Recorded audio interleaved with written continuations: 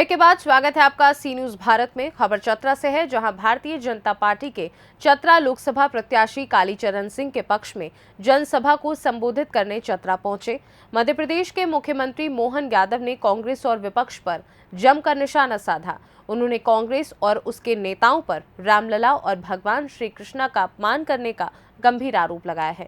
इसके अलावा एमपी के मुख्यमंत्री ने जमकर कांग्रेस और महागठबंधन के नेताओं पर भी हमला बोला। कहा कि जिसे मंगलसूत्र का ज्ञान नहीं, वो भी पीएम मोदी को इस मामले में घेरने का प्रयास कर रहे हैं।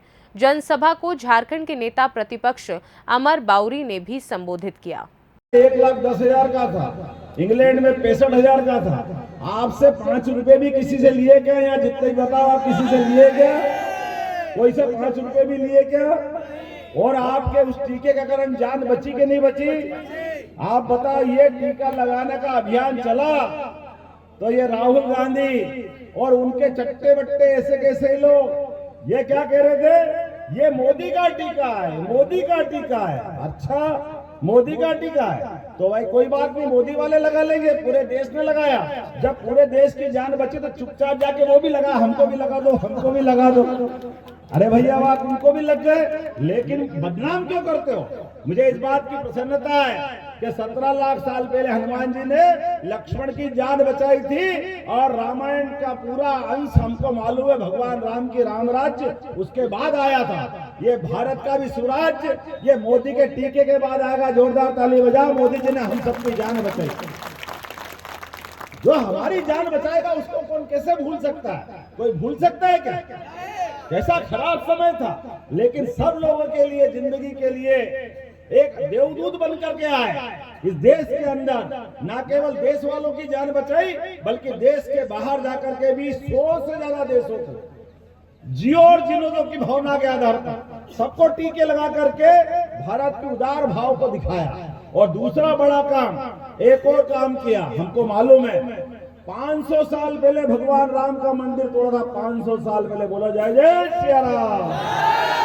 राम और कृष्ण में अंतर नहीं है, दोनों एक ही है। एक 17 लाख साल पहले आए, एक 5,000 साल बाद आए। 17 लाख साल पहले भगवान राम आए। आप बताओ, राम जी कहाँ पैदा हुए थे? कहाँ पैदा हुए? आप बताओ कहाँ पैदा हुए थे? आप बताओ कहाँ पैदा हुए थे? आप बताओ कहाँ पैदा हुए थे? अरे आप बताओ कहाँ पैदा हुए थे? सब कह रहा अयोध्या पैदा, आप सबको मालूम, पक्की बात। आप बताओ भैया कहाँ पैदा हुए? आपको भी मालूम, इनको भी मालूम, इनको भी मालूम। अगर नहीं मालूम तो कांग्रेस वालों को और उनके साथ वालों को, वो कह रहे कहाँ पैदा हुए मालूम नहीं। बताओ क्या दुर्भाग्य है। इस देश के अंदर भगवान राम कहाँ पैदा हुए उनको नहीं मालूम, और मुंह से नहीं बोल रहा, हाई कोर्ट में, सुप्रीम कोर्ट में, हाई कोर्ट में शपथ पत्र लगा लगा के बता रहा कि यह कहाँ पैदा हुए, कहाँ राम है, कैसे है। और भगवान राम के मंदिर बनने के लिए 70 साल तक अटकाया लटकाया, हमारे मुद्दे को उलझाते रहिए। मुझे खुशी इस बात की, दूसरी बार का 5 साल का आपका वोट एक बार 2019 में मिला। मोदी जी ने 5 साल के अंदर कोर्ट का मामला भी निपटा, और कोर्ट के मामले के बाद भूमि पूजन भी हुआ, और भूमि पूजन के बाद भगवान गर्भगृह में 22 जनवरी को धूमधाम से आपने प्रवेश करा कि नहीं? आनंद के साथ बोला जय जय सिया राम। आपको आनंद आया, मेरे को आनंद आया, इन सबको आनंद आया, लेकिन किसको आनंद नहीं आया? और सारे के सारे उनके सारे घमंडिया, सब घमंड से ऊपर। अब लोग कहते हैं घमंड क्यों कहते हो?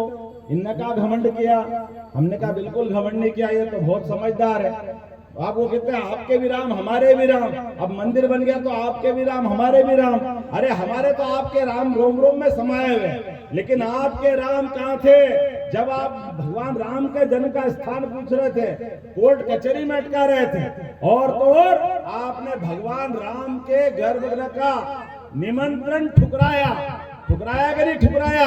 इनको बुलाया, सारे पाप माफ कर दिए भगवान राम के नाम पर, कि कोई बात नहीं, अब आ जाओ भगवान राम के गर्भगृह में चले जाओ।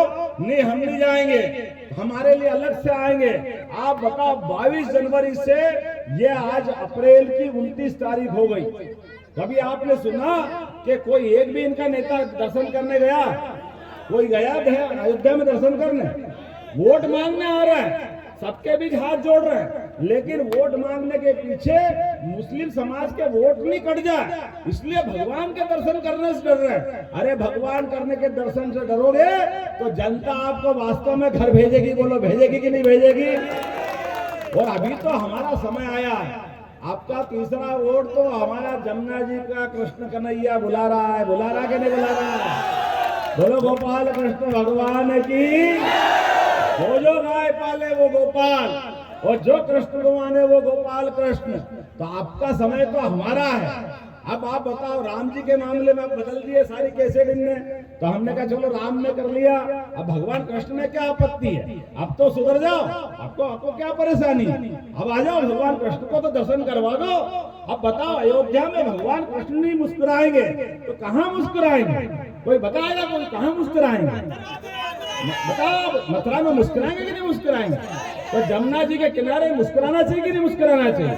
तो ये मुस्कुराने का अधिकार देने का एक ही व्यक्ति है, 56 इंच के सीने वाला। जोरदार ताली बजाओ इस बात के लिए।